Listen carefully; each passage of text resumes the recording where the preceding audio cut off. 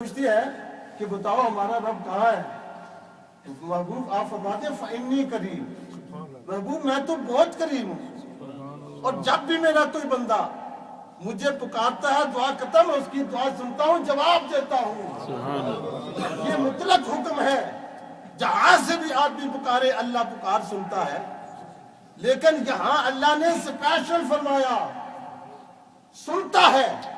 اس کی مرضی ہے سن کے قبول کرے نہ کرے، معاف کرے نہ کرے،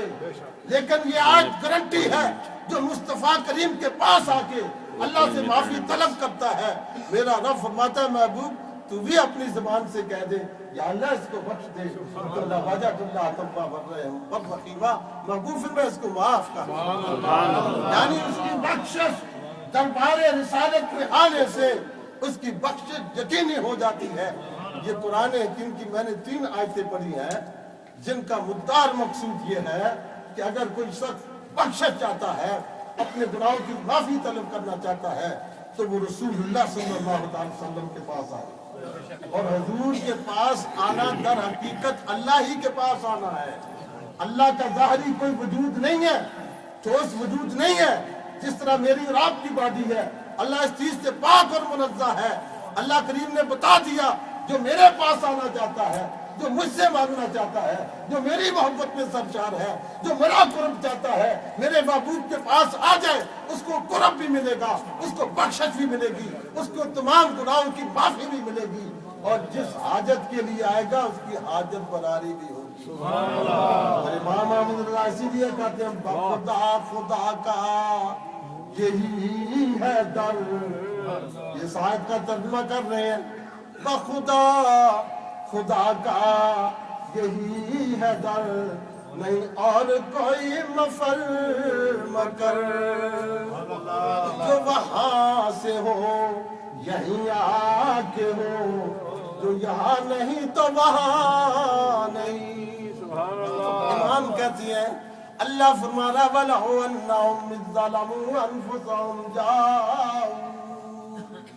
اور اپنی جانوں پہ ظلم کرنے والوں اگر تم میرے محبوب کے پاس آ جاؤ، تو امام یہ کہتی ہے خدا کا در اگر دیکھنا چاہتے ہو، خدا کی بارگاہ دیکھنا چاہتے ہو، خدا کے پاس آنا چاہتے ہو، تو خدا کے محبوب کے پاس آ جاؤ۔ اگر یہ بات تمہاری بات بنی تو یہاں بنے گی، وہاں نہیں بنے گی، وہاں سے تب بنے گی جب یہاں بنے گی۔ یہی قرآن کی آیت ہے، اور آئیے احادیث متواترہ میں آپ کے سامنے پیش کرتا ہوں۔ بہت ساری حدیثیں میں نے اس سبجیکٹ پہ جمع کی ہیں۔ علامہ ابن کثیر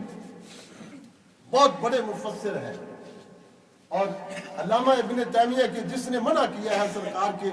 روضہ پاک کی نیت سے آنے سے، ان کے شاگرد بھی ہیں، اور بڑے مزے کی بات ہے ان کے داماد بھی ہیں، ان کے جوائی بھی ہیں۔ وہ اسی آیت کے تحت لکھتے ہیں، کہتے ہیں بہت بڑے محدث عتبی، اگر میں ان کی تفصیل ڈیٹیل بیان کروں تو گھنٹہ چاہیے مجھے۔ کہتے ہیں عتبی کہتے ہیں میں بیٹھا ہوا تھا سرکار کے روضہ کے پاس، سبحان اللہ، یہ لوگ کہتے ہیں سرکار کے پاس کیا لینے جاتے ہو، اور صحابہ کرام اور اہل اللہ علماء ربانیین فقہاء وہاں جا کے بیٹھ کے سرکار کی بارگاہ میں راز و نیاز کی باتیں کرتے تھے، صلاۃ و سلام پیش کرتے تھے، حضور سے محبت کے ساتھ سلام عرض کرتے تھے۔ کہتے ہیں میں بیٹھا ہوا تھا، ایک عربی آیا، دیہات کا رہنے والے آیا، اور اس نے آتے ہی نبی پاک صلی اللہ علیہ وسلم کی بارگاہ اقدس میں صلاۃ و سلام پیش کیا، اور پھر اسی آیت کی تلاوت کی وَلَوْ أَنَّهُمْ إِذْ ظَلَمُوا أَنفُسَهُمْ جَاءُوكَ فَاسْتَغْفَرُوا اللَّهَ فَاسْتَغْفَرَ لَهُمُ الرَّسُولُ لَوَجَدُوا اللَّهَ تَوَّابًا رَحِيمًا۔ اس آیت کی تلاوت کی، عرض کی یا رسول اللہ، اللہ کریم نے جو قرآن آپ پہ نازل کیا ہے آپ نے پہنچا دیا، آپ کی طرف سے ہمیں پہنچ چکا ہے۔ یا رسول اللہ اس قرآن کے اندر یہ بھی آیت ہے، یا رسول اللہ صلی اللہ تعالیٰ علیہ وسلم، اللہ کے حکم کے مطابق حضور میں آپ کی بارگاہ میں آ چکا ہوں، یا رسول اللہ میں اپنے گناہوں کی معافی طلب کرتا ہوں، یا رسول اللہ میں بخش طلب کرتا ہوں، یا رسول اللہ آپ بھی میرے لیے بخشش کی درخواست کرتے ہیں۔ سبحان اللہ۔ حضرت عتبی کہتی ہے پھر اس نے بڑے درد کے ساتھ چند اشعار پڑھے، عربی کے اشعار۔ ان کا ترجمہ یہ ہے کہ یہ وہ جگہ ہے، یہ وہ بقعہ نور ہے کہ جس میں وہ ذات دفن ہے کہ اس سے زیادہ عزت و حرمت والی ذات کوئی کائنات کے اندر نہیں، اور جو اس قبر کے اندر مدفون ہے اس کی خوشبو سے ساری کائنات مہک رہی ہے۔ پھر کہتا ہے فدا کا، میں اس قبر پہ یا رسول اللہ آپ کی قبر پہ قربان ہو جاؤں، میں آپ کی قبر پہ قربان ہو جاؤں۔ یہ عاشق ہے، یہ بد نصیب بد مذہب نہیں ہے، علامہ ابن تیمیہ کا فالوور نہیں ہے، یہ رسول اللہ کا عاشق ہے۔ کہتا ہے یا رسول اللہ آپ کی قبر پہ فدا ہو جاؤں۔ اور پھر سبحان اللہ بڑے درد کے ساتھ کہتا ہے اس قبر میں کیا ہے؟ فیہ العفاف، اس کے اندر عفو ہے، اس کے اندر کرم ہے، اس کے اندر مہربانیاں ہیں۔ برادران اسلام، عتبی کہتے ہیں جب وہ نکل گیا تو میری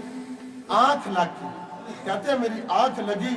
ادھر آنکھ لگی، ادھر اللہ نے میری قسمت کو بدل دیا۔ میں نے دیکھا رسول اللہ صلی اللہ علیہ وسلم جا رہے ہیں۔ تمہارے عتبی جاؤ جلدی اس بدوی کو کہو جاؤ اللہ تعالیٰ نے تجھے بخش دیا ہے، سبحان اللہ۔ جاؤ اللہ تعالیٰ نے تجھے بخش دیا ہے۔ برادران اسلام، میں تو ابھی صرف 3 آیتوں کا ترجمہ ہی کر سکا ہوں اور یہی صرف بتا سکا ہوں کہ نبی پاک صلی اللہ علیہ وسلم کی بارگاہ کی حاضری یہ اللہ کا فرمان ہے، اللہ کا قرآن ہے، اللہ تعالیٰ فرما رہے ہیں۔ ابھی میں نے اس حدیث کا لا تشد الرحال کا میں نے ترجمہ اور اس کی پوری تفسیر بیان کرنی تھی، زندگی رہی تو انشاءاللہ تعالیٰ میں نیکسٹ ٹائم اس کی پوری تفسیر بیان کروں گا اور یہ ثابت کروں گا کہ ابن تیمیہ کی بری باتوں میں سے بدترین بات، بدترین مسئلہ یہی ہے کہ اس نے رسول اللہ صلی اللہ علیہ وسلم کے روزہ پاک کی نیت سے آنے کو اس نے غیر مشروع کہا ہے۔ انشاءاللہ قرآن اور سنت کی روشنی میں آئندہ جب مجھے موقع ملا تو اس کا پوسٹ مارٹم کروں گا، بتاؤں گا کہ رسول اللہ تو بلا بلا کے کہتے ہیں میرے پاس آؤ۔ اللہ تعالیٰ سے دعا ہے اللہ کریم میری اور آپ کی حاضری نصیب فرمائے۔ انشاءاللہ تعالیٰ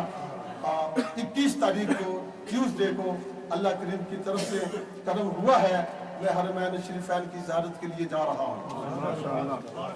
اور انشاءاللہ تعالیٰ 2 ہفتوں کی یہ میری لمٹ ہے۔